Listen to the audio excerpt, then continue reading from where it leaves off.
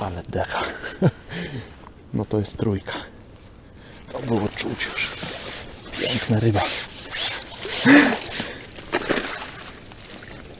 To jest 3 kg ryba.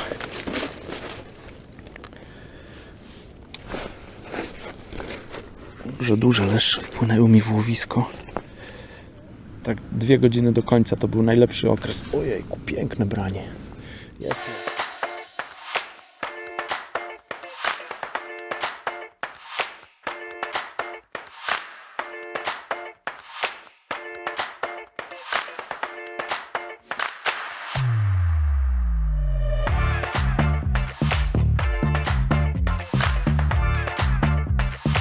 Cześć, dzisiaj małe déjà vu. Kolejny film z Jagodna. Dzisiaj przyjechałem na kolejne zawody organizowane przez radomskich wędkarzy. Chyba 37 osób z tego co słyszałem dzisiaj przyjechało, więc fajne zawody. Jestem w sektorze A na stanowisku A12. To jest ostatnie stanowisko w tym sektorze, już takie wychodzące w zatokę. Na razie jest spokojnie, nie ma wiatru. Troszkę mnie poranek zmartwił, bo przez cały tydzień było dosyć ciepło, więc liczyłem na dobre brania. Zresztą takie miałem informacje, że ryby dobrze biorą. Ale dzisiaj w nocy był przymrozek. No i ciekawe jak to wpłynie na ryby. Przekonam się. Wybrałem sobie 2 miejsca. Jedno jest około 30 metra od brzegu, drugie 65 metrów od brzegu. Szykuję się, bo już niewiele czasu zostało i dzisiaj za dużo z kamerą nie będę gadał, bo tego czasu na zawodach, jak domyślacie się, nie ma za dużo, więc będzie prawie jedno ujęcie, ale mam nadzieję, że będę Wam mógł pokazać piękne ryby. Zapraszam do oglądania. Tam jak widać jest zapora, tam bliżej zapory jest stanowisko 1 i te stanowiska idą w tą stronę. Tutaj jest 11, 10, 11. No ja tutaj już jestem tak jakby już w zatoce na 12, no ale za mną nikogo nie ma, tylko mój cień. Więc już dalej jest zatoka i jest kolejny sektor B. Kurczę, dobrze, że wziąłem platformę ze sobą. Zobaczcie, co tutaj się dzieje. Mam takie stanowisko, gdzie no, nie miałbym jak siatki rozłożyć. Tutaj są kołki, więc rozłożyłem sobie platformę. Dosyć głęboko tutaj było, więc tak prawie do końca gumiaków. Tutaj się rozłożyłem. No ale dzięki temu mam stabilne stanowisko i siatka wyszła poza te kołki, więc mam nadzieję, że będę miał co do niej wyrzucać. Szykuję robaki, ale chciałbym Wam pokazać pewien patent. Świetną rzecz znalazłem na portalu aukcyjnym. Musiałem coś kupić, żeby mieć darmową wysyłkę, więc zacząłem szperać tam u jednego ze sprzedawców i znalazłem, zobaczcie, takie jak trytytka. Trochę ciężko mi jest, może to jakoś tutaj tą kamerę sobie wezmę między nogi. O, zobaczcie, to jest jak trytytka, więc o, zapinam sobie worek z dendrobenami. Przyjeżdżam nad wodę, mogę odpiąć. Dendrobeny trafiają na sito. Później po skończonym wędkowaniu na przykład po pierwsze nie muszę mieć ze sobą żadnych nożyczek, żeby to odcinać, tej trytytki, a po drugie jest wielorazowego użytku, bo później po łowieniu jakby mi zostały robaki, to mogę ponownie zapiąć tą, powiedzmy, trytytkę. Świetny patent, polecam. Stanowisko mam już ogarnięte. Raz, dwa tylko pokażę, bo już mam. Zaraz będzie nęcenie. Zanęta z gliną, z tego zrobię sobie mieszankę. Myślę, że na start 2 do 1 na korzyść zanęty. Dodałem do tych przynęt, co ostatnio miałem, jeszcze blendowaną kukurydzę, bo mam takie poczucie, że może być więcej płotek. Może te leszcze też będą się na to kusić, bo coraz więcej karpiarzy się pojawia. A z przynęt tradycyjnie piękne pinki. Gomar znowu stanął na wysokości zadania. Robaczki w pięknych kolorach. Mam nadzieję, że ryby będą chciały chętnie je brać. No i oczywiście ochotka. Też piękna ochoteczka. Ale jak będą dobrze brały, to nawet i ochotka nie będzie potrzebna. No i tu są koszyczki, głównie open window, ale też mam kilka heksmeszy. A tutaj jest coś, co wędkarze twierdzą, że nie pomaga na rybach, czyli banany. Oczywiście termos z herbatą. A wracając do bananów, one mnie nie przeszkadzają. No i tutaj mam wędziska. O dystansach opowiem później troszkę i o mojej takiej strategii. Także idę szykować towar, zaraz będzie nęcenie. Zaraz będzie sygnał do nęcenia. Tak jak wspomniałem, wybrałem sobie 2 łowiska, 65 metrów od brzegu i 30 metrów od brzegu. To bliższe miejsce wybrałem tak nietypowo, myślę, że nikt tutaj tak nie łowi. Natomiast w miarę przyłożyłem się do gruntowania tego łowiska, dosyć długo to łowisko sondowałem i odniosłem takie wrażenie, że właśnie to jest takie miejsce, gdzie dno jest troszkę bardziej twarde i jest głębiej. Myślę, że na tym 30 metrze jest z pół metra głębiej jak dalej, więc być może po tym nocnym przymrozku ta ryba wybierze głębsze miejsca. Zobaczę. To łowisko zanęcę mocniej. Mam tutaj przygotowaną mieszankę 2:1, dałem kasterów, pinek, do tego jokersa, kukurydzy. Na razie nie daję dendroben, bo tak ostatnio jak tu byłem na zawodach, to nie zauważyłem, że one były dobre, więc na razie ostrożnie. Mam przygotowane, ale zobaczę, co się będzie działo. Patrzcie, mam dendrobeny w pojemniczku, piękne, ale na razie muszę poczekać na swoją kolej. Zacznę troszkę bardziej ostrożnie, a co będzie, to zobaczę. No, będę się starał dopasować. Natomiast to dalsze miejsce zanęcę jako pierwsze, bo tam od tamtego miejsca chcę w ogóle zacząć wędkowanie. Więc tam podam, myślę, że z 5 open windowów. O, już był sygnał wolno nęcić, więc tam po prostu podam te open windowy z 5 sztuk z przynętami i tam to łowisko zacznę budować. Tak tam na startim troszkę. No dobra, daleki zarzut przede mną, muszę wstać.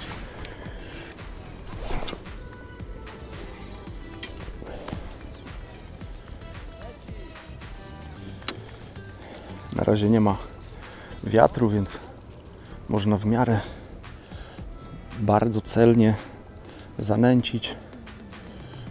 Nic z tego koszyczka nie przesuwa w locie.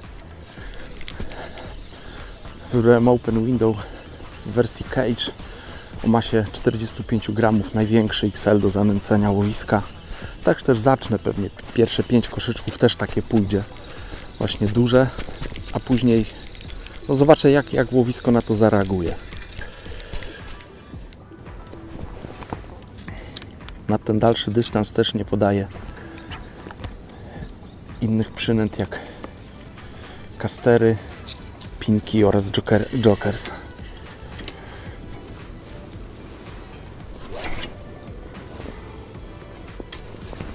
Może podam też jeden koszyk, do którego dodam kukurydzy oraz tych konopi, bo miałem takie sygnały, że już się ruszyły te duże płocie tutaj, a tutaj są przepiękne płocie.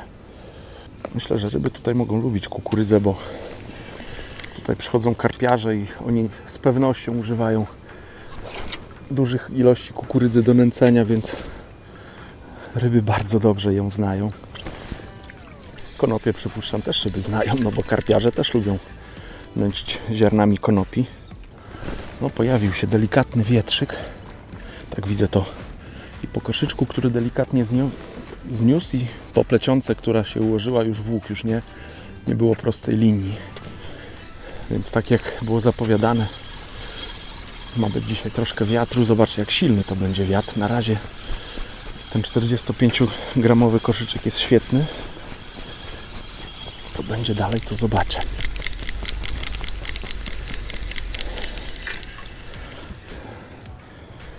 Zawody są w takiej formule, że tak jakby nie ma wcześniejszego czasu na wolno nęcić, tylko zaczynają się o 9, kończą o 15.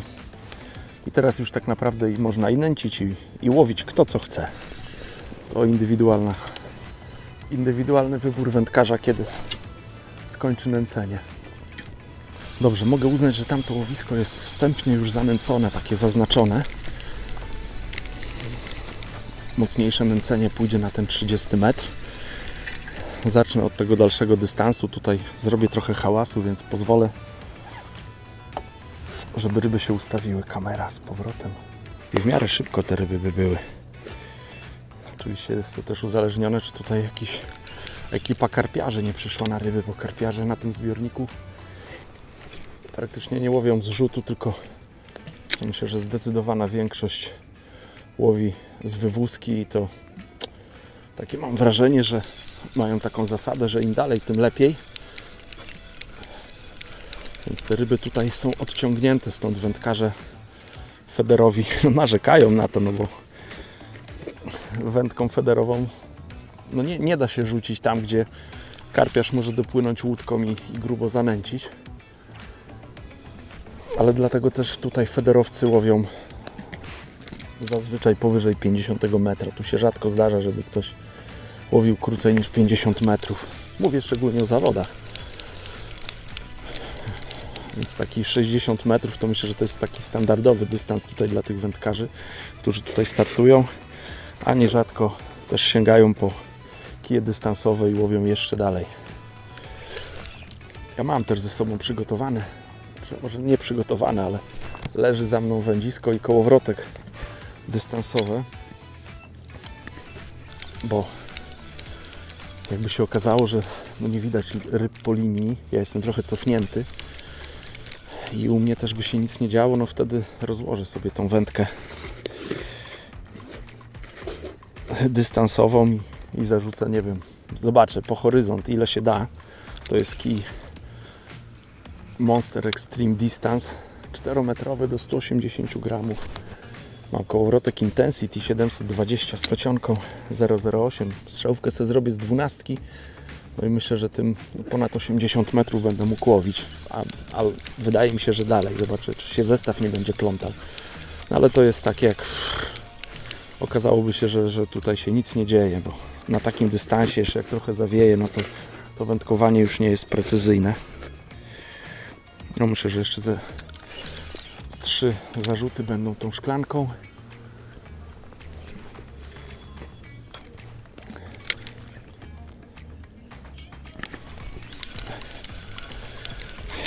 I zarzucę już zestaw z przynętą na te 65 metrów. Aż nie mogę się doczekać. Tu są nieraz takie przypadki, że od pierwszego strzału, jak te ryby w miarę dobrze żerują, to rzuci się na dalszy dystans i od razu jest odpowiedź.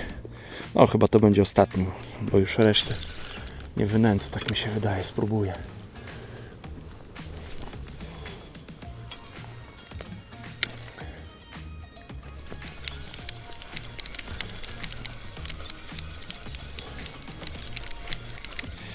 Nie wiem, czy tu jeszcze jedna szklaneczka będzie, a może będzie. Bardzo często na starcie tu się pojawiają jakieś jazie, płocie, więc założę dosyć grubo. 3 białe robaki, a właściwie bordowe. Tutaj lubię takie bordowe robaczki, więc 3 robaczki bordo. Także przynęta jest konkretna, ale też mam nadzieję na konkretne ryby, więc zacznę grubo i zobaczę, co się będzie działo. Taka mała podpowiedź może dla Was, że jeśli łowicie na dużym dystansie, to warto używać martwych robaków. Jak nie macie martwych, to je można zrolować na kolanie, tak żeby się nie poruszały, żeby się takie miękkie zrobiły. Dzięki temu one lepiej się układają podczas zwijania, nie robią tak zwanego śmigła i nie skręcają przyponu. Ja też na tym długim dystansie lubię stosować taką szybkozłączkę. Ona też ma taki krętlik w sobie, więc też ogranicza splątanią.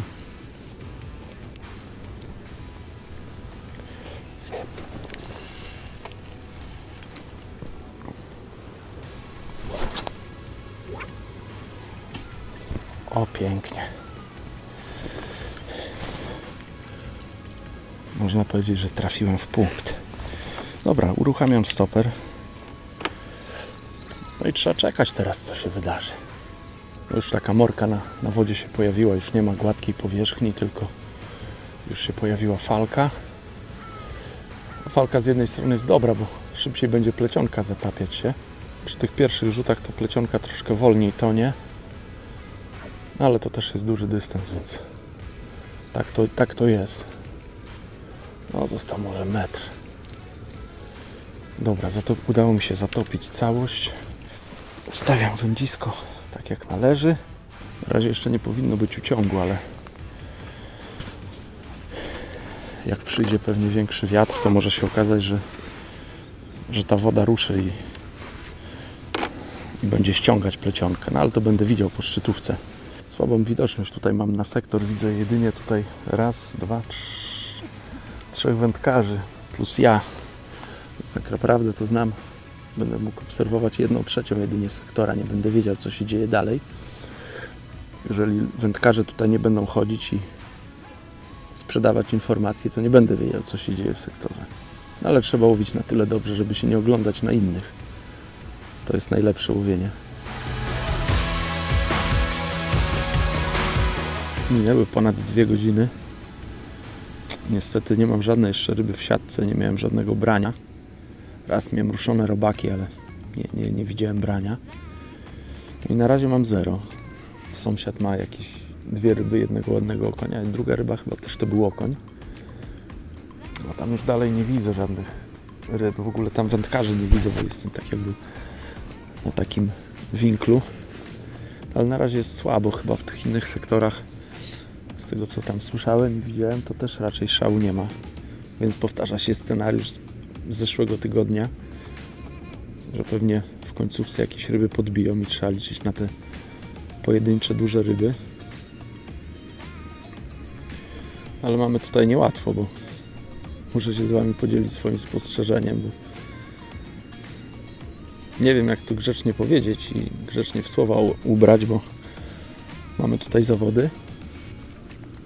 Jakieś pół godziny temu tutaj przypłynęła normalnie karpiowa łódka. Facet, który stoi gdzieś tam, czyli mocno po skosie. Nie dość, że przypłynął, ściął tutaj, ma jeszcze dużą przerwę, ma jeszcze tam 3 wędkarzy i on jeszcze tych 3 wędkarzy minął bliżej środka zbiornika, znaczy środka po długości i bliżej tego brzegu. Był w takim zasięgu, że no jakbym miał chyba uzbrojoną wędkę z jakimś ciężarkiem i kosą, to mógłbym mu spokojnie ściąć te zestawy. Normalnie tutaj pomiędzy mną a sąsiadem wywiózł łódką towar, więc no słaby temat, słaby. Więc nie dość, że konkurujemy tutaj między sobą, to jeszcze mamy pana karpiarza, który nie umie rzucać. Zasady moralne, no chyba nie wie, co to jest. Ja rozumiem, że no ktoś nie umie rzucać, nie wiem, no może jest inwalidą albo chce daleko łowić. No, kupił sobie łódkę i chciał ją sprawdzić, no ale to rozumiem, można do osi zbiornika dojechać naprzeciwko siebie i łowić, a nie... Tego nie zrozumiem. Naprawdę nie pojmuję, o co tutaj chodzi. Tym bardziej, że widać, że tutaj są zawody, to przecież nie jesteśmy jacyś niewidoczni. No ale nic, trzeba robić swoje. Na razie cisza. Cisza, szkoda tego brania, że nie widziałem, bo miałem ugryzione robaki. Nie wiem, co to mogło być. Mogła być jakaś mała rybka, która tam poskubała. No ale też mogła być i większa. O tym się nie dowiem, bo jej nie zaciąłem. A sygnalizacji na szczytówce też nie było. No prawie kończy się 3. godzina. Jest południe. Zawody rozpoczęły się o 9, skończą się o 15. Kurczę, miałem branie przed chwilą. Piękne, czytelne branie z tego dalszego dystansu. Wcześniej obawiałem głównie ten dalszy dystans, ale też parę razy sprawdzałem tą bliższą linię, czy tam się nic nie zakręciło, tam nie było życia w ogóle. Jakoś bardziej wierzę w tą dalszą linię. No i wróciłem do tej dalszej linii w pierwszym zarzucie, nie wiem, po minucie, po 2 minutach. Piękne zabranie miałem, szczytówka się pięknie zaczęła wyginać. Zaciąłem rybę, no ale niestety ta ryba po chwili spadła, to jakaś duża ryba była, nie wiem co to było, robaki były zgryzione, takie wyssane. Więc to nie była podpięta ryba, tylko to było branie. No ale kurczę, ryba niestety niewyholowana. Więc tak się dla mnie te zawody rozpoczynają słabo. No ale nic, no jest nadzieja, że coś w tej wodzie jeszcze tam pływa. Może następna ryba jeszcze się skusi na moją przynętę. Od razu zwiększyłem haczyk, no bo nie było tyle czasu brania, to założyłem 16. No i niestety z tej 16 ta ryba mi spadła, więc założyłem większy haczyk, duża odległość, duże ryby, więc zobaczę, no jak nie będzie brań, no to wrócę do tej 16 i trudno, no będę liczył na to, że gdzieś ta ryba się dobrze zatnie. Podobno w sektorze jest jeden leszcz, jak na razie. Sąsiad ma chyba ze 3 okonie, jednego ładnego, 2 mniejsze. Tam dalej już nie widzę, co się dzieje. Więc dzisiaj ryby nas nie rozpieszczają.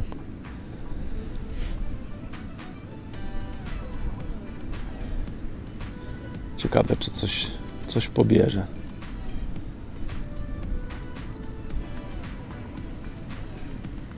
O! Miałem znowu delikatne wskazanie. To nie było do zacięcia takie, tylko tak jakby ryba gdzieś tam otarła się.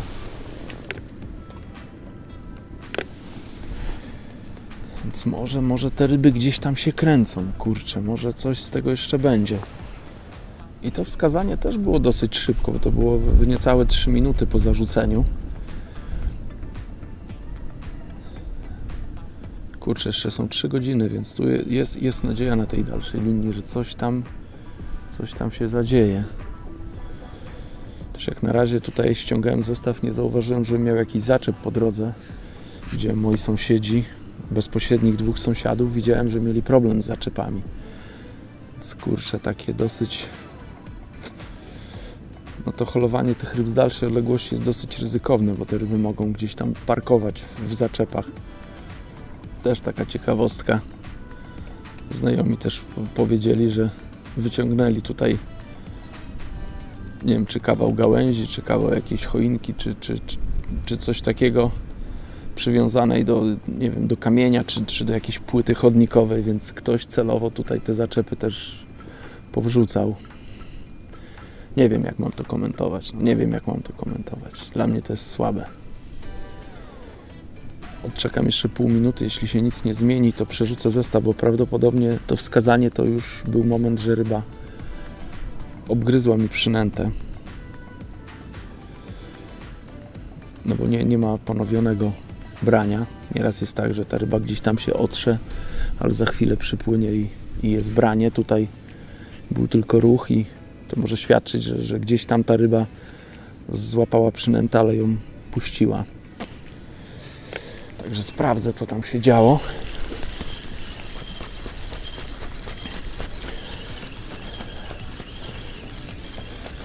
Zrobił się wiatr taki wzdłuż łowiska. Trochę ściąga zestaw. Znaczy ściąga zestaw. Plecionkę na zestawu nie ściąga. Łowię ciężkim koszykiem. Ale jest ruch w wodzie. A przynęta nie wygląda naruszoną, więc coś tam musiało trącić o plecionkę. Ale pracuje. Może następna ryba się skusi. Dobrze zabrałem ze sobą okulary, bo tutaj teraz mam bardzo utrudnioną obserwację szczytówki. Akurat tu, gdzie jest szczytówka, to odbija się słońce na wodzie, więc bez okularów już nie widziałem tej szczytówki. Fajne, magiczne jest to czekanie, takie polowanie na duże ryby. Znowu miałem wrażenie, że był delikatny ruch na szczytówce. No, coś tam chce się zakręcić koło tej mojej przynęty. No, mam wrażenie, że dobrze teraz zarzuciłem to, gdzie chciałem, w dobre miejsce, więc teraz pozostawię ten zestaw na dłużej. Być może te ryby są. Nie będę się przejmował już tymi ruchami szczytówki. Mam nadzieję, że po prostu będzie ruch, który będzie oznaczał branie. O! Od razu mam taki ruch. Kurczę, nie uwierzycie, znowu ryba spadła. Po prostu to jest niesamowite. Założyłem 10, haczyk. Branie nastąpiło, nie wiem, po 40 sekundach i znowu ryba spadła. Co to się dzieje? Zabierało mi szczytówkę.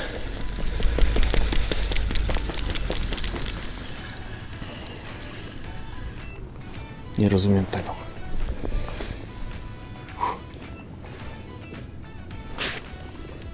Kurczę, ludzie nie mają brania. Ja miałem 2 brania i nie mam ryby w siatce. Próbuję na same białe robaki. Może to będzie taka wyraźna przynęta. Może ta ryba pewnie wtedy ją pochwyci.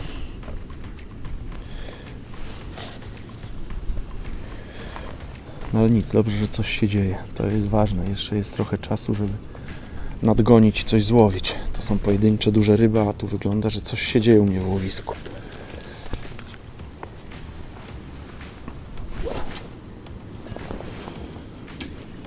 O, świetnie teraz. Znowu w punkt. Miałem na haczyku białego robaka i 5 ochotek. I ten biały robak był cały wyssany. Co oznacza, że te ryby też jedzą białe robaki. Także założyłem 3 białe robaczki. Na te leszcze, co tu są, jazie, czy nawet płocie, to nie jest jakaś tam bardzo duża przynęta. Łowiłem tutaj bardzo często ryby na tak dużą przynętę. No nic, muszę się skupić, być czujny. Nie spodziewałem się takiego brania. Powiedziałem, że wytrzymam trochę dłużej. Poczekam na branie, a tu branie nastąpiło natychmiast. Jeszcze regulowałem sobie ustawienie wędziska. Zmieniłem też koszyczek, bo jak nie wiało, to łowiłem open windowem, ale o! No teraz zaciąłem w punkt.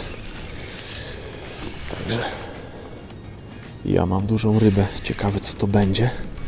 Sprzęt mam mocny. Już teraz mam nadzieję, że to moje zacięcie było odpowiednie i uda mi się tą rybę wyholować. Ryba wydaje się, że jest duża.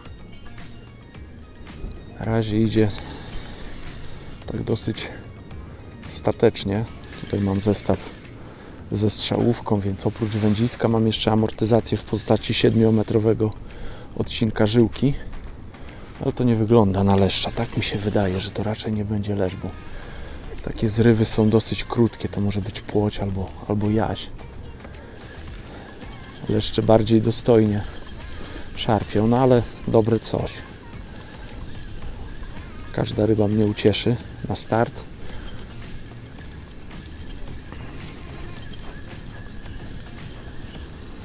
Zobaczę, co tam będzie się działo dalej w łowisku. Teraz to w ogóle bardzo gładko daje się holować. Myślę, że tu przy brzegu zacznie szaleć. Okoń pewnie będzie. Okoń albo płoć. Piękna płoć.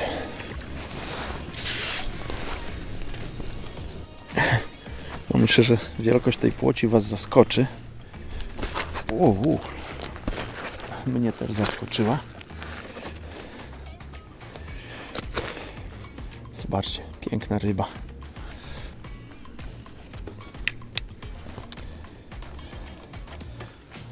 Branie szybkie, trzeba pracować, żeby one nie odpłynęły z łowiska, żeby brały. Pewnie zacięta do siatki. Także ja nie jestem już na 0. Ciekawe, czy tam wpłynęła ławica płoci, czy takie mieszane ryby. Ale odławiam, co jest. Taka ryba też mnie cieszy, oczywiście. Nie wybrzydzam. Szybkie brania, pewne brania. Mam jedną ucjową szczytówkę. Brania są świetnie widoczne. No rewelacyjnie. Teraz ta 60 leci. Zacząłem mówić, że zmieniłem koszyczek, bo wiem, 45-gramowy małpem mi dałem. Teraz założyłem 60-gramowy i to jest to.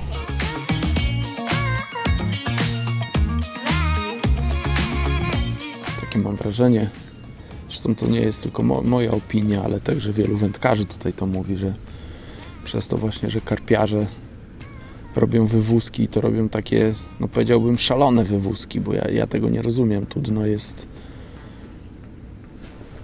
można powiedzieć, w miarę płaskie. A oni jak stoją na tamtym brzegu, to wywózkę robią pod ten, bliżej tego brzegu. Jak stoją na tym brzegu, to robią wywózkę bliżej tamtego brzegu, więc tak o co chodzi? Chcesz łowić pod tym brzegiem, to przyjedź sobie tutaj i zarzuć tutaj zestaw. No, nie wiem, w czym problem. Ale piękne branie. Także niecałe 3 minuty jest następna ryba. Zobaczę. Pewnie też będzie płoć, bo to one jak przychodzą, to raczej ławicą. O, stoi w miejscu. Mam nadzieję, że nie złapałem zaczepu. Przez moment złapałem, ale się uwolniła ta ryba z tego zaczepu, więc muszę wysoko trzymać szczytówkę. No to wygląda, że będzie kolejna płoć. Dobrze, niech będą płocie. Trochę tymi płociami trzeba pociągnąć i w końcówce leszcze będzie super. Mam wrażenie, że te płocie jedzą. No skoro biorą na 3 białe robaki, to jest dosyć duża przynęta.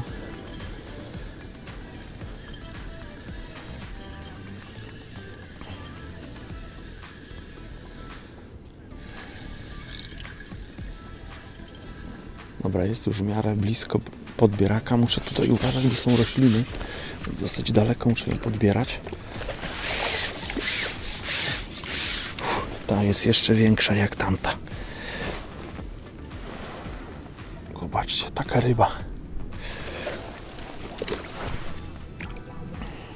No to jest dobry moment teraz. Każdy zarzut ostatni to było branie. Więc muszę być teraz tylko skuteczny i nie tracić tych ryb. Niestety pierwsze 2 się odmeldowały, ale mam nadzieję, że wypadek przy pracy już do końca będę skuteczny. Nie mogę zbyt głośno gadać, bo tutaj sąsiedzi już zaczęli mnie obserwować, no bo tu w sektorze nikt inny nie łowi. Także uruchomiłem też tą przynętę, więc kontynuuję, bo ona chyba działa.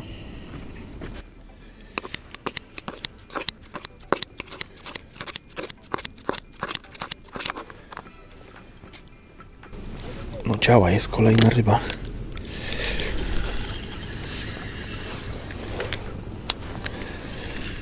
Po minucie.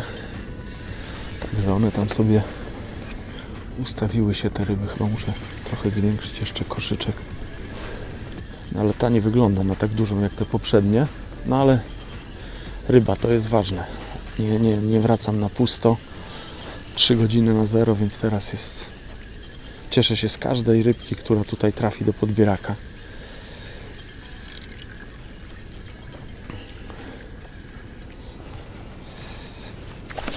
Jest wyraźnie mniejsza, ale i tak duża.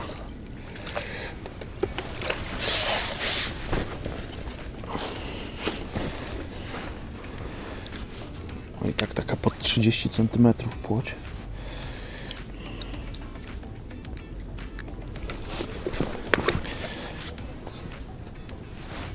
Do siatki i pracuję nad kolejną. Kurczę, jaka to jest różnica w koszyczku. Zmieniłem masę koszyczka i kurczę, rzucam teraz świetnie. To jest dobry moment. Przy tak odległym łowieniu poprzednią rybę, tak jakby cały cykl, zarzucenie, scholowanie, zarzucenie trwał 5 minut, teraz 3 minuty, cały cykl, więc to jest super tempo. To jest świetne tempo. Muszę być gotowy, szybko sobie przygotuję tutaj. Cały czas dodaję przynętę do koszyczka, żeby te ryby jak tutaj przypłyną, żeby miały przy czym stanąć, żeby nie było tak, że przypłyną i tak za dużo na tym dnie nie ma. No tak sobie myślę, że skoro brania są regularne, co zarzut, ryby biorą na 3 białe robaki. Nie mogę głośno mówić. Nie mogę głośno mówić, bo mnie słychać tutaj dookoła. Skoro biorą na te 3 białe robaki, no to chyba żerują, no więc trzeba im tam cały czas podawać. Bardzo dobrze, myślę, że zmieniłem haczyk, bo co prawda pierwszy zarzut z tym 10 haczykiem spróbowałem, ale już kolejne 3 wyciągnięte ryby, więc to był chyba dobry krok, bo tak mogę pewnie holować, A jakbym łowił tym malutkim haczykiem, to ten hol gdzieś tam po drodze no mógłby być nieskuteczny. Tak chwaliłem tą częstotliwość i coś teraz cisza się zrobiła. No nic, muszę obserwować, może czekają, bo teraz był zarzut bez tych dendroben, być może one, te dendrobeny to jest dobry temat, żeby je tam cały czas nakręcać. Spróbuję też założyć dendrobenę na haczyk, no bo jeżeli... O! Był ruch, ale ryba odpuściła. Ciekawe, jak ryby zareagują na prowokację. Spróbuję przesunąć troszkę ten koszyk. O, jest kolejna ryba. Super. Trochę poczekałem na prowokację, ale jest.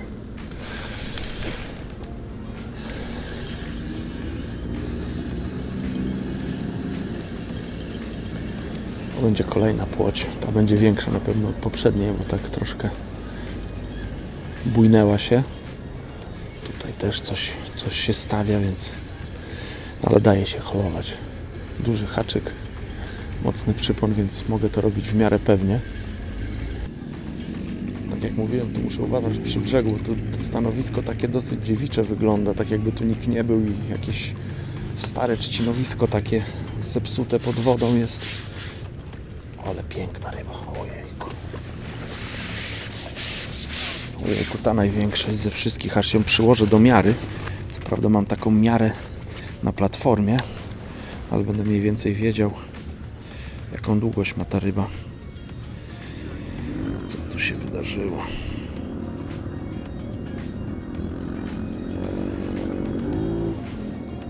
O, to już waży. Zobaczcie, piękna ryba. Pewnie zacięta. -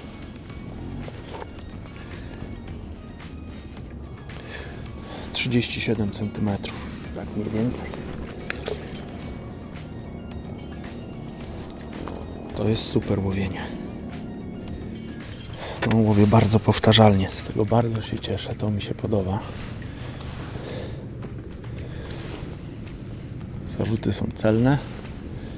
Brania w miarę regularne. Teraz 6,5 minuty cykl, więc to też nie mogę narzekać. Przy takich rybach to jest tempo świetne.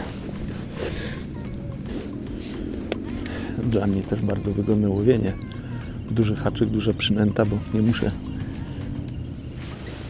zakładać ochotki. Już mam wzrok trochę, no dużo gorszy niż miałem kiedyś. Kiedyś mogłem przy prawie zerowym świetle najmniejsze haczyki wiązać, a teraz już niestety to wszystko się rozjeżdża. Ale białego robaka to założę. Tam słyszę, że ktoś w tamtym sektorze też leszcza złowi, więc być może to jest taki czas, że te ryby się nakręcają i będą tutaj brać. Także nie można zgubić rytmu. Muszę cały czas pracować, żeby trafiały tutaj do podbieraka i do siatki. Przy takiej częstotliwości brań to już można nawet z kolana łowić. Już nie odkładać do linijka też, ale na razie jest to skuteczne, więc ryby pewnie zacięte, więc nie zmieniam. Wiatr się odwrócił, bo zaczął wiać teraz w moją stronę, co myślę też nie jest złe. O! Był znowu jakiś ruch na szczytówce, ale to nie był ruch do zacięcia. Jakieś takie wskazanie. Te ryby tam się kręcą, to jest świetne. Znowu. To była obcierka, więc być może się pojawiły leszcze, bo myślę sobie, że płocie to rzadko robią takie obcierki, a to już taka była bardziej wyraźna, nie taka szybka, tylko bardziej wyraźna obcierka, więc być może za chwilę jakby się pojawiły leszcze, będę musiał trochę przynętę zmienić, żeby skusić też leszcze, wiadomo, no. Płoć waży, no te płocie to grubo ponad pół kilo ważą, a tu leszcze ważą nierzadko powyżej 2 albo 2,5 kg, więc jeden leszcz, 5 płotek czy 4.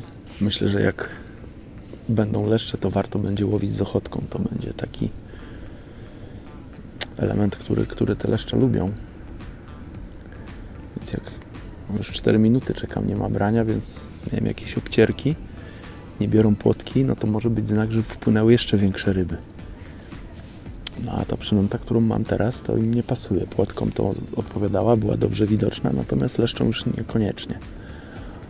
Pomimo tego, że to są większe ryby, być może one wolą jakieś mniejsze kąski. No i to jest piękne, ta federowa łamigłówka, to jest świetny temat właśnie. Niedawno ktoś pod moim postem, gdzie napisałem, dlaczego między innymi zmieniłem spławik na feeder, że na feeder łowię większe ryby. Dotyczyło się to mojej osoby. Mam proste porównanie, 30 lat łowienia na spławik i teraz łowię na feeder, to nawet nie ma porównania, jeśli chodzi o średnią ryb. No, z pławikiem byłem ograniczony, nie wiem, do 30-40 metra z odległościówką, a tutaj z federem mogę rzucić tak jak dzisiaj 65 i łowię. To jest poza zasięgiem spławika.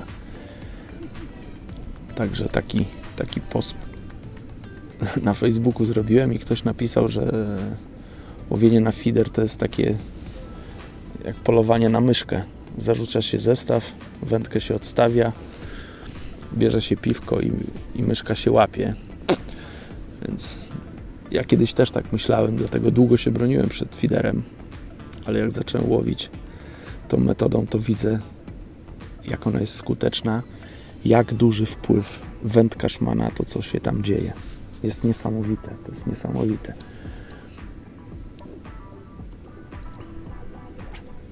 Dla mnie ta metoda jest bardziej czytelna od spławika. Tutaj tak jakby więcej informacji jestem w stanie uzyskać, co się dzieje w łowisku. No ale jeżeli pan zarzuca zestaw, idzie sobie pić piwko, no to tak, no to będzie dla niego łapanie myszki. No. Trzymałem prawie 7 minut, nie było brania. Także muszę trochę tutaj zmienić coś. Zarzucę jeszcze raz zestaw, obejrzę przynętę, czy było jakieś branie.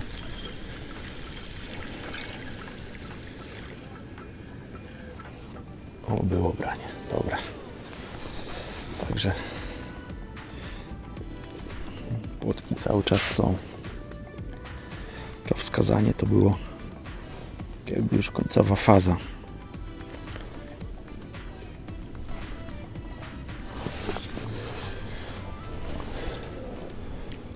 Także to nie leszcze, cały czas te płoteczki są.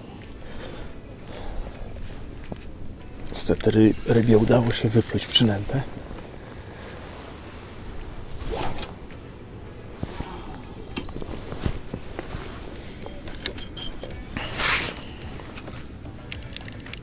Będę teraz łowił z kolana, być może to szybkie brania też spróbuję zaciąć, bo mam dosyć długi przypon, więc to wskazanie to też oznacza, że może ryba już ma to w pysku. Zobaczę. Jak będę miał wędkę na kolanie, to będę mógł bardzo szybko zareagować. A czy to będzie skuteczne? No to zobaczę. Muszę trochę wyżej federarm sobie ustawić, bo tak już trochę chyba za nisko. Nie bardzo już mogę wyżej, dobra. Jest git.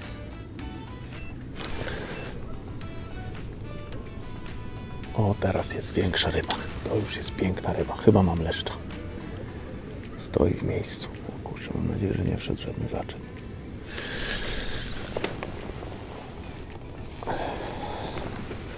Stanę, bo to jest leszcz.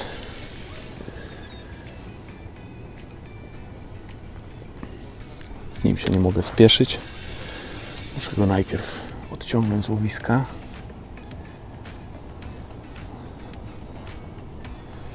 To chyba już mi się udało.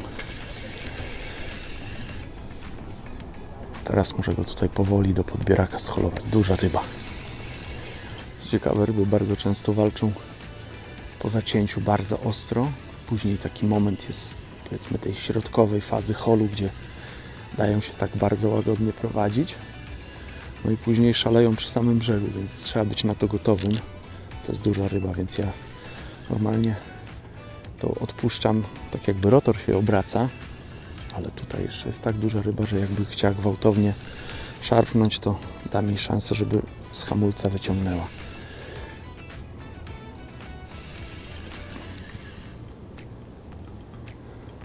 Na razie idzie bardzo łagodnie. Mam strzałówkę, więc już wciągam tą strzałę. No piękny leszcz jest. Piękna ryba.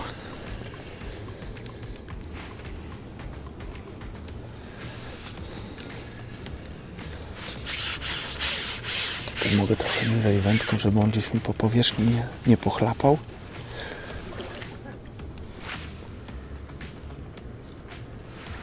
Ale dycha. No to jest konkretna rybka już.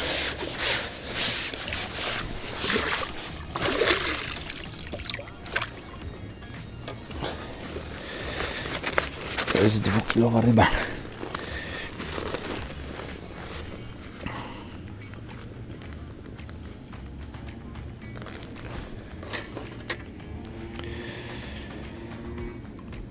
Pokażę go tak szybko do kamery, żeby mi tylko nie skoczył. Zobaczcie.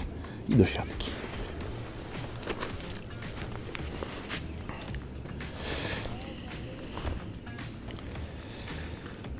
Także to tak bardzo często jest, że właśnie przypływają płocie, a za nimi podążają gdzieś tam leszcze. Świetnie, jakby one się tam utrzymały.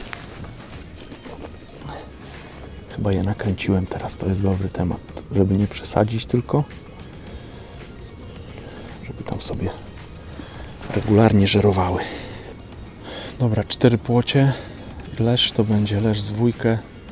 Płocie myślę też ważą koło 4 płocie koło 2, więc myślę, że 3,5-4 kg w siatce mam teraz.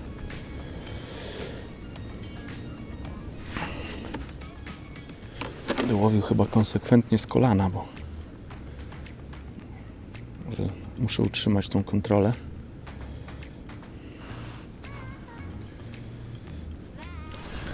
No jest kolejny. To jest teraz jest super motyw. To też jest leszcz.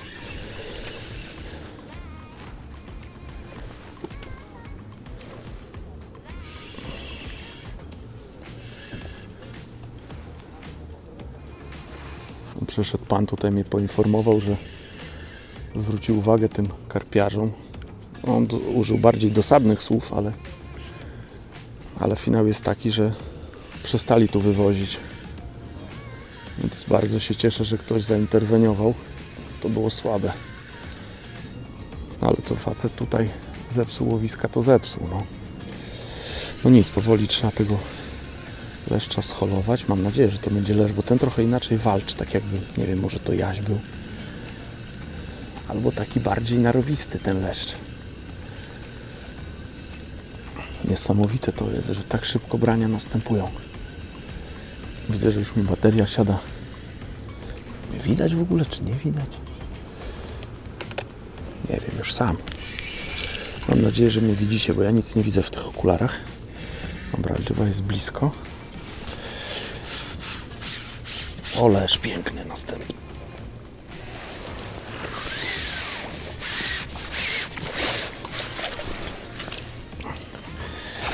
Tak czułem, że dzisiaj muszę na dogrywkę przyjechać, bo tak ostatnio mi nie poszło tutaj z tymi rybami. Oszukały mnie, późno przypłynęły. No teraz został, zobaczcie, kolejny piękny leszcz.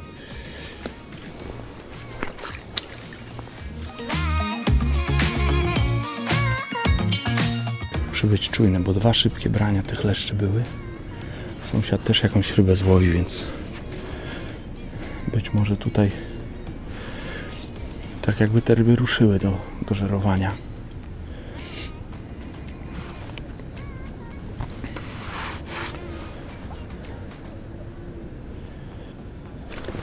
O, ale piękne zabranie.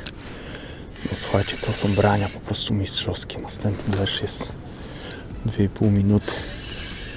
Ale mam serię.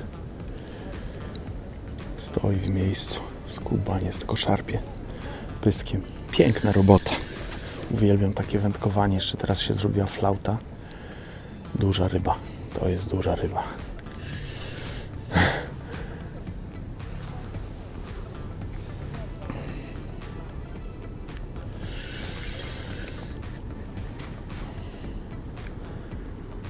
4 godziny. To jest koniec 4 godziny, ale co oznacza, że mam jeszcze 2. To jest cudowne.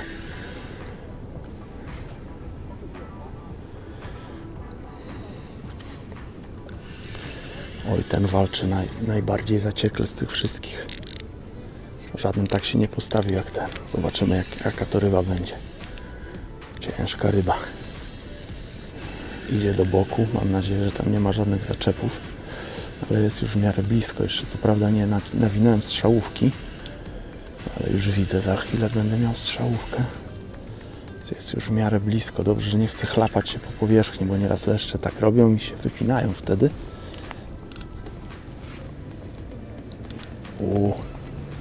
No kurczę, żaden tak się nie postawił. Pięknie walczy tutaj przy brzegu ta ryba.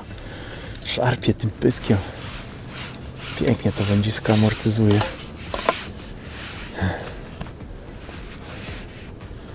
No ten będzie chyba duży. Oj, piękny leszcz. Ale decha. No to jest 3. To było czuć już. Piękna ryba. To jest 3 kg ryba.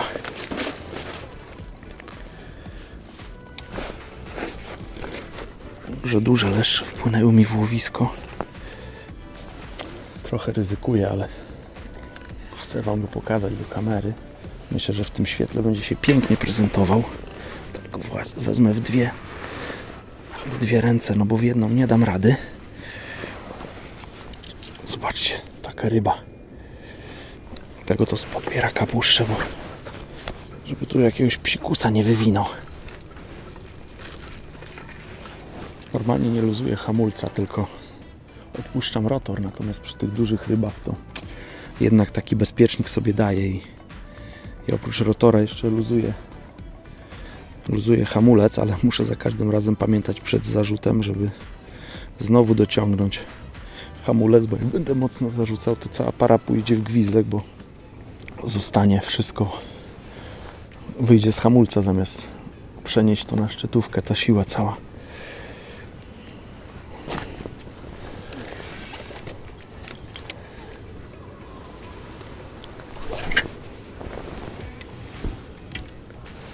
Pięknie. Przestał wiać wiatr, teraz mam koszyczek 45-gramowy. Jest ok. To jest dobre. 3 leszcze, 4 płocie.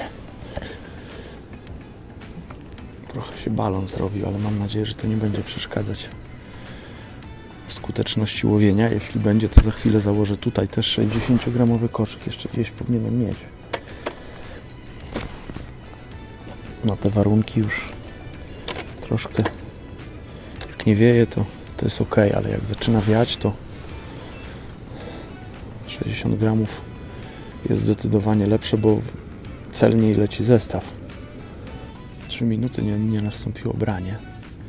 Niestety miałem wrażenie, że ten zestaw przez to, że zaczął wiatr wiać w czasie zarzutu, no to ten zestaw się niedobrze ułożył. Nie jestem zadowolony z tego rzutu i to od razu widać po braniach. Już nie łowię w tym miejscu, powiedzmy, nęconym. Jestem, mam wrażenie, troszkę bliżej. No i już jest cisza. Nie będę długo czekał na to branie, tylko zaraz założę 60. On będzie lepiej. Teraz znowu wiatr się nasilił, więc on będzie zdecydowanie lepiej się zachowywał podczas wiatru.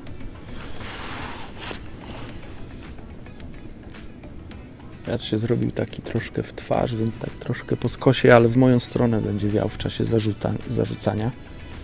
4 minuty. No niestety chyba za daleko od miejsca nęcenia i cisza. Poczekam do 5 minut, nie będzie brania, to zwijam zestaw i zarzucam ponownie, już z cięższym koszykiem. O tak. No jest różnica. Zdecydowana. Chociaż i tak się balon utworzył, ale to nie było to, co wcześniej.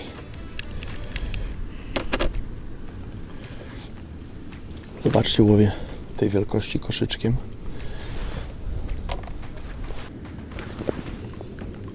O, przerzucony zestaw i od razu jest reakcja. To jest świetny temat teraz.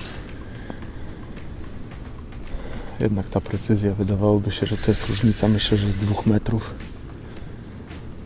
O, tyle bliżej, myślę, zarzuciłem, nie miałem brania. Teraz zarzuciłem niecałe 2 minuty i jest kolejna ryba. A to wygląda, jakby znowu była płoć.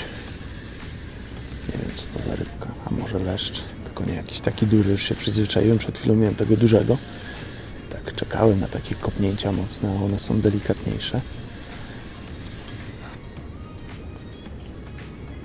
Ale to nie wygląda na leszcza, zobaczę, co tu będzie. Sam ciekawy jestem. Wspaniałe wędkowanie teraz.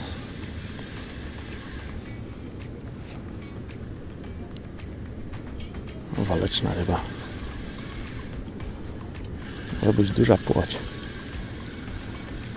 Ewentualnie taki jazior 50, bo tutaj też takie się łowi. Jakoś na leszcza najmniej mi to wygląda, ale bym się mylił.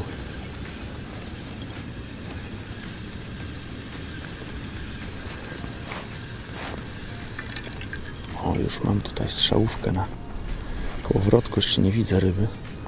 Nie wiem, co to jest. Tak, to płoć będzie, dobrze myślałem. Piękna płoć.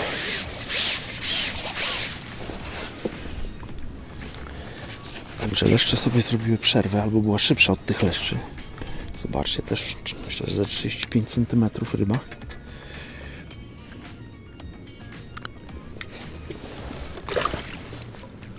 Fajne jest to, że to jest uniwersalna przynęta i każda ryba na to bierze. Nie muszę się zastanawiać, że na płocie taką przynętę, na leszcze inną. Na to samo biorą i leszcze, i płocie. To jest świetne. Dobra, wybrany cały luz jest. 3 białe robaki to też jest świetna przynęta, bo jest ciężka, więc przy tym długim przyponie, który teraz mam, to też jest ważne przy tym wietrze, żeby przynęta była dosyć ciężka. Dzięki temu ona łatwiej po uderzeniu linki o klip wyprzedza koszyk i dzięki temu zestaw się nie plącze. Przy lekkiej przynęcie i przy takim wietrze, oj, to dzisiaj łowienie byłoby bardzo trudne. Dużo razy by zestaw najprawdopodobniej był splątany, a na razie odpukać jakoś się udaje, że jestem skuteczny. Praktycznie każdy zarzut kończy się holem ryby. To jest super moment. Napiłbym się kawy, ale kurczę, brania są tak częste i teraz już minęła 2 minuta, więc to jest ten moment, że nie będę ryzykował. Chyba po następnym zarzuceniu muszę od razu tą kawę wziąć do ręki i się napić, bo teraz nie ma na to czasu. Co jest bardzo przyjemne. Myślę, że w siatce mam z 9 kg ryb już. Tak mi się wydaje, że to taka waga może być już teraz. No do końca zostały godzina 50, więc jeszcze trochę czasu jest na łowienie. Te 9 kg, można powiedzieć, zrobiłem w pół godziny, myślę. Może trochę dłużej, 40 minut. Bardzo szybko przyszedł moment. 5 płoci, 3 leszcze, jeszcze wcześniej 2 ryby, które mi spadły. Super. Czyli można powiedzieć, że miałem około 10 brań i jedno po drugim. Praktycznie jedno po drugim. Tam nie raz albo za 2, że zarzuciłem na pusto. To jest świetne. 4 minuty na pusto to już dosyć długo jak na to, co się teraz przez te 40 minut działo. Więc może delikatnie ją sprowokuję.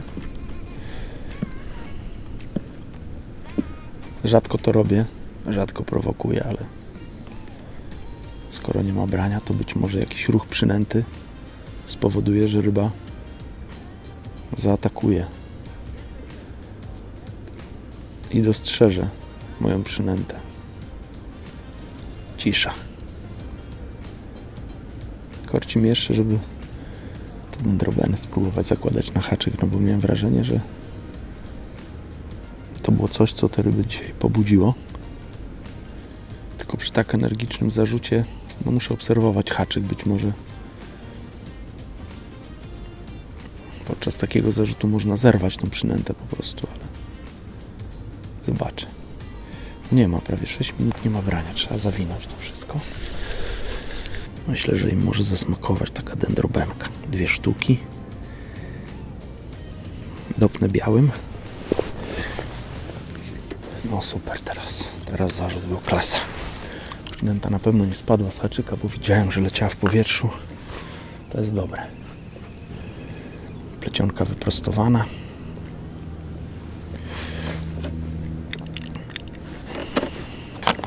Muszę dociąć kolejną porcję. Cały czas muszę dbać o to, żeby dokładać te dendrobeny, bo widzę, że one świetnie działają. O, piękne wskazanie.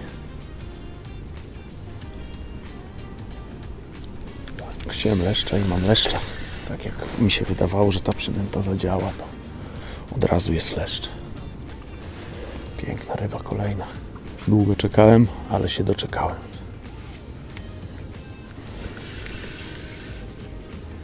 Myślę, że to kolejny taki pod trójkę, 2,5-3 kg może być, bo ryba jest olbrzymia.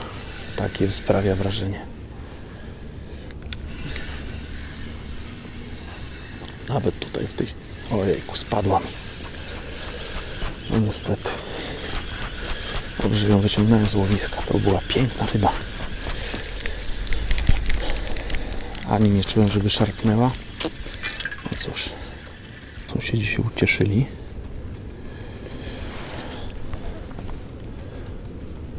Ale takie jest życie, no co. Dobra, znowu jestem w dobrym miejscu. Mam nadzieję, że tam ta ryba nie spłoszyła tych innych ryb, bo zdążyłem ją odciągnąć. No i weźmie kolejny jakiś.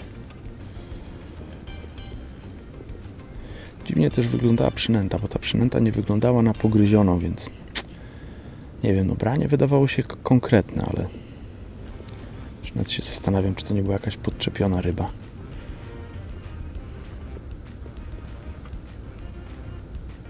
Chociaż być może próbuję siebie pocieszać.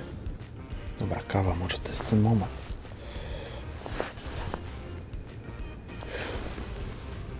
Miałem wrażenie, że ryba wyprostowała szczytówkę, ale być może ja się ruszyłem. No, wydaje mi się, że teraz to łowisko trochę spowolniło.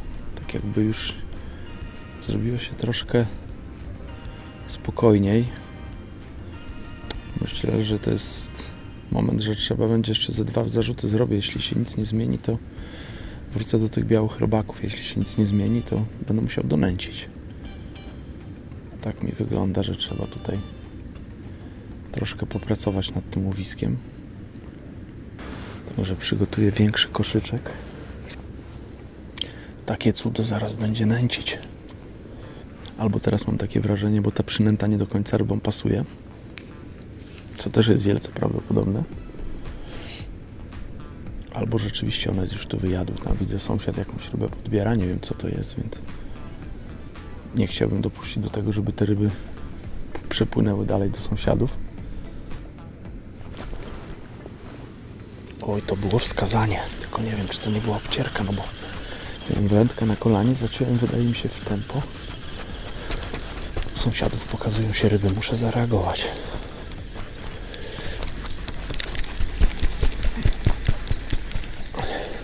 Ale to nieduże ryby. Tutaj jest okoń, tam sąsiad chyba miał płoć. Co jeszcze? Wszystko pod kontrolą, tak mi się wydaje. Przynęta jest nieruszona, więc to chyba trzeba wrócić do poprzedniej przynęty. Kurczę, było jakieś delikatne wskazanie, ale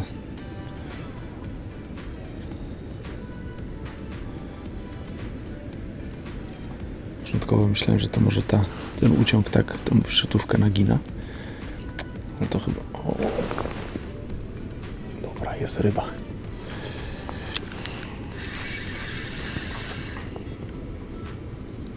No i to będzie płoć. Tak, być może były płocie w łowisku, a im ta dendrobena nie pasowała.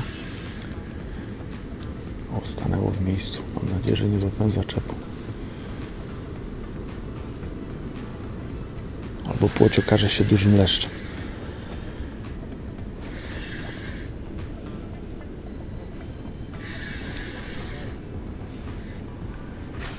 O, pięknie, teraz kopnął. To może być leszcz.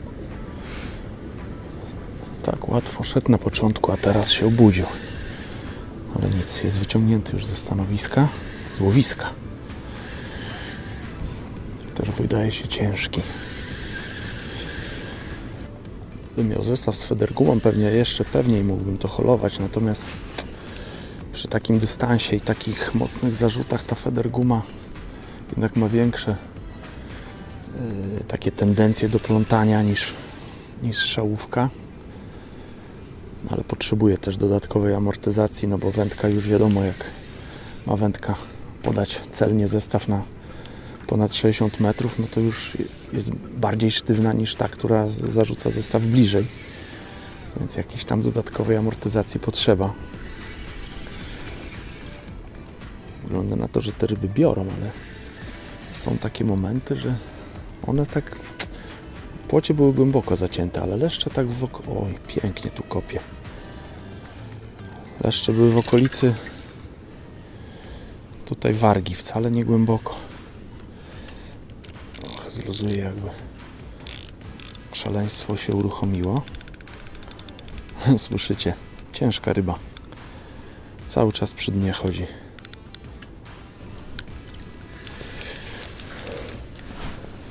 Przygotuję się z podbierakiem. O, piękny leszcz. Tak tylko mignął. Niestety idzie tutaj, gdzie jest ta... Nie, to nie jest leszcz. Co to jest? Jazior taki? Ta, wygląda na pięknego jazia. Ale numer. To dzisiaj będę miał przekrój gatunkowy.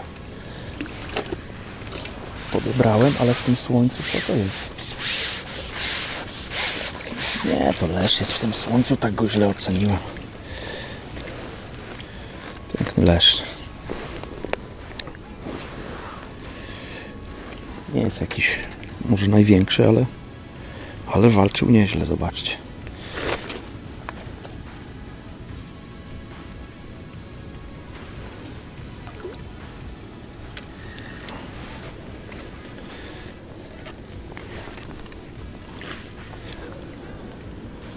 Bezpiecznie z podbieraka go do siatki włożyłem, żeby tu żadnej niespodzianki nie było.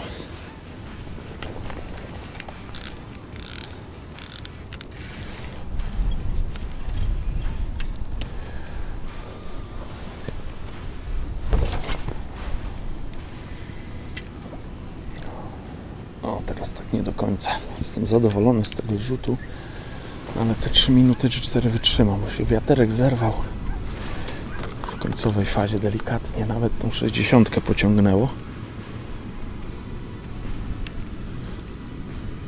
O, teraz to czuję, że jest. Jak zarzucałem, to go nie było czuć. To nie był dobry zarzut.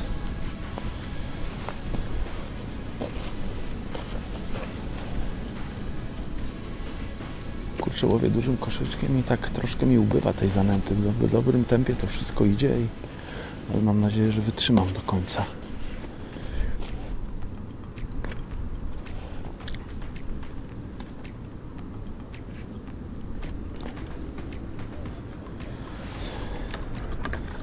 Godzina 25 do końca została. Także jeszcze parę brań może być. Cieszę się, że łowię rybę, ale tak naprawdę to nie wiem, jak ja stoję w sektorze tutaj. Patrząc na 3 sąsiadów, to nie jest źle. 2 stanowiska ode mnie kolejną jakąś tam rybę holuję, natomiast no, mam wrażenie, jestem pewien, że mam w tym momencie więcej ryb. To piękna ryba jest, widzę po wędzisku, jak się wygina. U sąsiada oczywiście, więc też pewnie ma pięknego leszcza. Ale tam dalej nie wiem, jak tam łowią.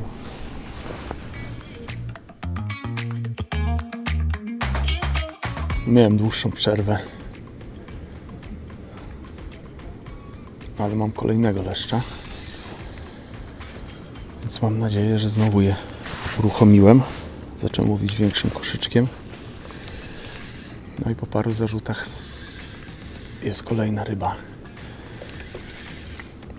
Też zacząłem na haczyk dokładać ochotkę. Teraz właśnie dołożyłem i od razu była reakcja, więc myślę, że ta ochotka tak troszkę je pobudza. Kurczę, muszę pamiętać, żeby ułożyć przylotki, bo coś się skrzywiła wędka chyba przy tych energicznych zarzutach troszkę na łączeniu puściło. Muszę o tym pamiętać, żeby nie zniszczyć wędziska.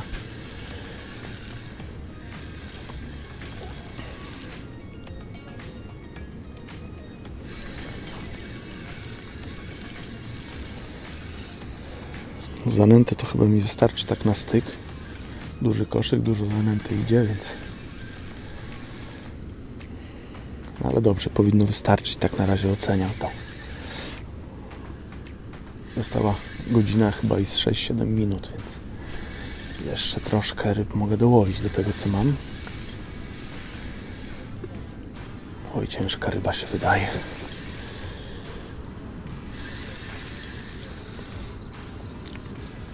Wszystkie szły w lewą stronę, ta idzie w prawo.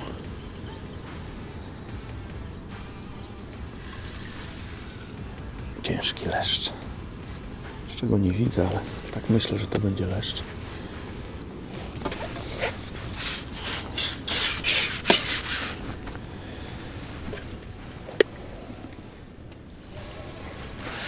Ta piękna złota łopata.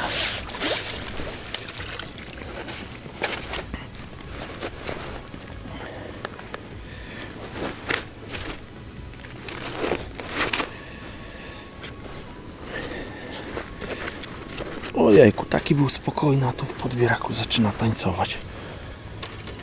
Zobaczcie, piękna ryba. Ledwo go trzymam, ale zapięty tak za sam koniuszek.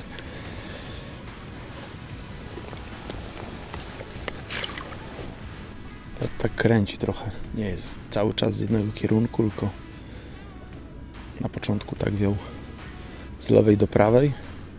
Później był moment, że się odwrócił i wiał tutaj tak w twarz w tamtą stronę, a teraz tak jakby znowu z lewej do prawej idzie pod skosem. Takie dosyć wymagające wędkowanie. 65 metrów przy tym wietrze. Duży, ciężki koszyk. Jest co robić. No muszę wam powiedzieć, że dzisiaj chyba mam farta, bo szczęście w nieszczęściu, może tak. Urwałem zestaw. Tak energicznie zarzuciłem, że przy zarzucie zawadziłem palcem i łączenie strzałówki z plecionką poszło. Więc muszę sobie zestaw dorobić, ale żeby w czasie dorabiania, mówię, żeby to nie stało na pusto, to wziąłem, zarzuciłem tutaj na ten 30 metr, co sobie tak zanęciłem łowisko. No i nie miałem kiedy dorobić sobie zestawu, bo od razu miałem brania.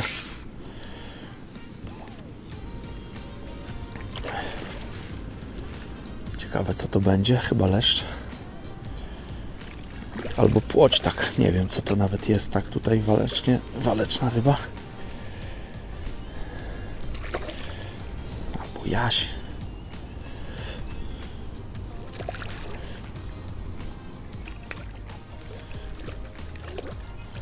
Jazior taki waleczny. Jaś tutaj z bliska przypłynął. No, ale to też jest dobra ryba, więc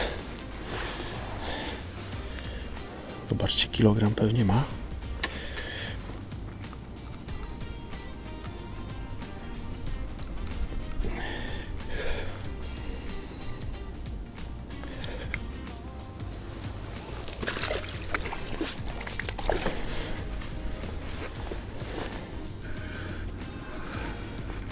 Przygotowałem pole do nęcenia, pewnie tam ze 4 razy wcześniej zarzuciłem zestaw, nic się nie działo.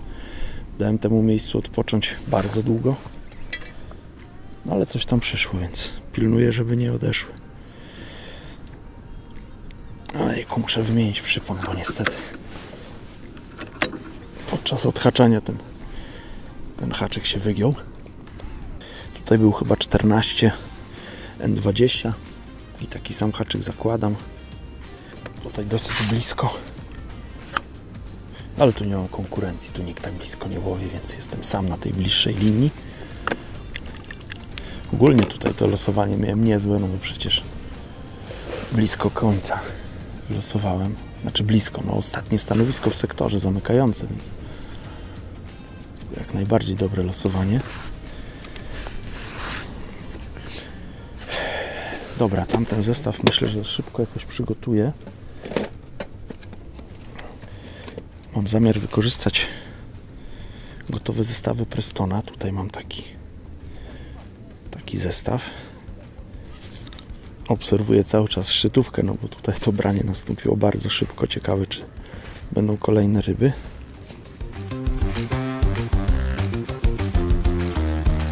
Zostało ostatnie pół godziny, dorobiłem sobie zestaw. Wykorzystałem gotowy zestaw Prestona Free Running 7 metrów. 3 gotowe zestawy są. Akurat ostatni miałem na tym krążku i sobie go wykorzystałem. Trąciłem też łowisko, bo tam dosyć długa przerwa była, więc mam nadzieję, że jeszcze udany finisz będę miał. Odpuszczam sobie te 30 metrów, bo w drugim zarzucie już nic tam się nie wydarzyło. Cały czas wierzę w tamto dalszą linię, że tam przyjdą jeszcze leszcze, duże ryby, które podniosą wagę. No i świetnie się je holuje dzisiaj. Są bardzo trudne warunki. Niestety nie do końca jestem z siebie zadowolony. Były momenty takie, że było super, ale parę rzutów było niestety takich, które no tak delikatnie o ten klip huknęły i się zrobił balon na plecionce, bo strasznie ten wiatr zabiera plecionkę. No i to myślę, że to miało znaczący wpływ, że te brania tak się troszkę rozmyły. No ale też ryby może, jest luty, no to one może też tak nie żerują cały dzień intensywnie, no bo to co ja miałem to było świetne żerowanie. No ale zobaczę, jeszcze cały czas się łudzę, że uda mi się jeszcze kilka brań uzyskać i parę ryb do siatki wrzucić. Na razie mam w tej siatce 11 ryb.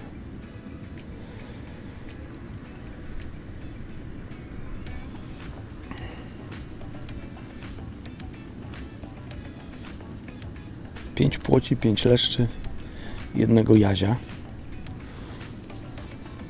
Fajne też łowienie, bo w ogóle mi nie przeszkadzały okonie, nie miałem takich ryb.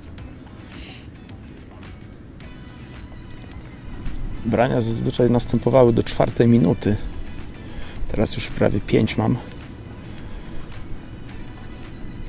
Ale chyba jeszcze wytrzymam. O, tu było tak jakby była obcierka. Tak wyglądało, jak to by była obcierka. Być może coś tam znowu przypłynęło. No i skusi się na tą moją przynętę. Zobaczę. 6 minut. Nic się nie dzieje. Być może trzeba przerzucić ten zestaw. Albo jeszcze dam do 7 minuty poczekam. Myślę, że wykonałem ostatni zarzut. Niestety przegrałem troszkę z tym wiatrem. Kurczę, chyba ze 3 zestawy urwałem. Musiałem dowiązywać tutaj, więc niestety ciężki koszyk. Zarzucałem ile siły w rękach, a mimo wszystko jeszcze ta plecionka nie chciała się prostować, więc no niestety. No ale wynik chyba i tak będzie niezły, no przynajmniej to co tutaj widzę po linii. Nie wiem jak tam dalej, tam dalej bliżej zapory, czy tam dotarły do ludzi ryby, czy łowili te ryby, czy nie, tego nie wiem. Fajnie by było jeszcze jedno branie mieć, no bo te brania były dzisiaj niesamowite. Zmniejszyłem też haczyk i założyłem 2 białe robaki tylko, nie 3. Czyli może ta mniejsza przynęta, może one już takie są podjadły i tak już nie do końca chcą bardzo dużą pajdę zjadać.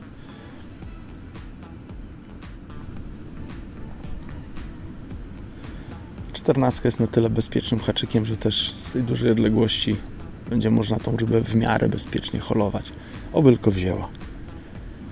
Może podsumuję, bo to w oczekiwaniu na branie to jest dobry moment. Pierwsze 3 godziny na zero, nic się nie wydarzyło. No później przed 4 godziną i tak 2 godziny do końca to był najlepszy okres. Ojejku, piękne branie. Jest. Nie skończyłem gadania, bo mi bateria padła. już jest po zawodach. Ta ryba, którą zaciąłem, piękne branie, to była kolejna ładna płoć, więc mam 12 ryb w siatce. Chciałbym mieć z 15 kg, a ile będzie, to waga pokaże, więc czekam na wagę i pakuję sprzęt. Zobaczcie, największy mój leszcz 3,080, wytarowana waga, łączna waga 15,030. 15,030, także szybka fota. Zobaczcie, zobaczcie, to są moje ryby. O, nie mogę za głęboko, bo to już się zaraz. To jest leszcz ponad 3 kg, więc on jako pierwszy. O! A mnie ochlapał. Teraz te mniejsze po kolei niech wypływają i nic nie jest.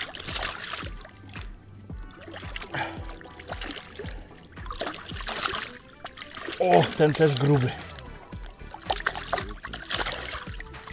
Ten też gruby, ale płocie, zobaczcie. Najpierw jazik, bo on tak mi wpadł tutaj w ręce. No i te piękne płocie. O, ta jest piękna. Jeszcze co? O, jeszcze dwie. Ile ja tego nałowiłem? Ale dzień. Także wszystkie ryby zdrowiusieńkie do wody wróciły. Zawody się zakończyły. Ja już zwinąłem cały sprzęt i zaraz ruszam do domu, ale jeszcze kilka słów na koniec. Udało się wygrać te zawody. Wygrałem sektor, miałem ponad 15 kg, druga waga 3500, niecałe 4 kg w moim sektorze, to był drugi wynik, a inne jedynki tam w innych sektorach to ponad 6 kg, podobno najwyższy wynik, więc dosyć zdecydowanie udało się wygrać te zawody, z czego bardzo się cieszę. Dostałem oczywiście dyplom, jeszcze był sponsor, więc dostałem też puchar. Także udana wyprawa. Ja co prawda nie jestem do końca z siebie zadowolony, bo przyszedł taki moment, że jak zaczęło wiać, to troszkę nie mogłem się sprzętowo dopasować. Chyba jeszcze mimo wszystko miałem za delikatne wędzisko do tego łowienia na 65 metrze. Musiałem z całej siły zarzucać ten zestaw i zerwałem zestawy przez to takie siłowe rzucanie, więc tutaj w tej późniejszej fazie trochę sprzętowo odpadłem. No ale nic, no, udało się wygrać te zawody. Mówią, że zwycięzców się nie osądza, ja siebie osądzę, ale było i tak ok, więc bardzo Wam dziękuję, że dotrwaliście do końca tego filmu. Mam nadzieję, że informacje, które tutaj przekazałem, przydadzą się podczas Waszego wędkowania. Dajcie w komentarzu znać, jeżeli coś Was zaskoczyło albo coś będziecie chcieli sprawdzić podczas Waszego wędkowania. Oczywiście dziękuję za wszystkie komentarze, za pozostawienie kciuka w górę pod filmem oraz za subskrypcję tego kanału. Do zobaczenia.